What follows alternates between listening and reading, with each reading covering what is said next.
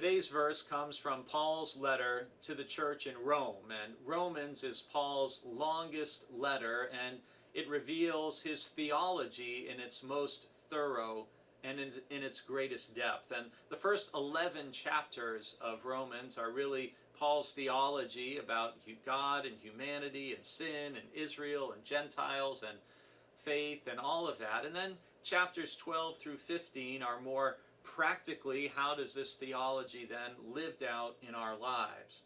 And in Romans chapter 14, verse 19, Paul writes something that I think is really important for us, especially in the times in which we're living. Romans 14:19 is, "Let us then pursue what makes for peace and for mutual upbuilding." Let us then pursue what makes for peace and for mutual upbuilding.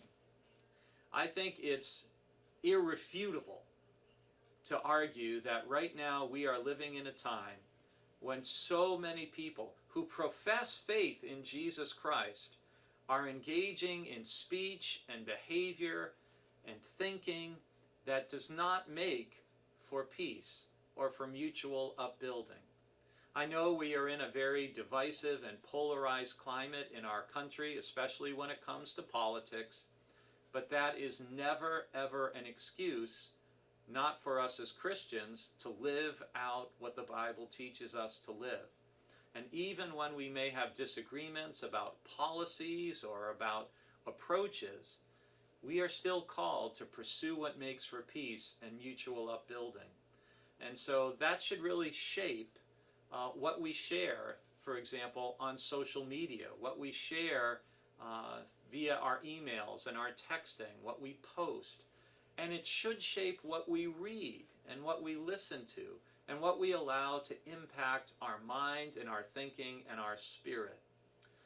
I was sharing with someone the other day that a fish that lives in a polluted pond doesn't know it lives in a polluted pond because all it knows is its environment, but whatever's in the pond is in the fish.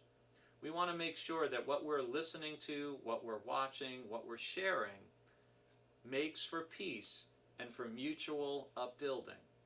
If it doesn't, maybe we need to think twice about it. I pray that this day you will do all that you can that makes for peace and to build up other people.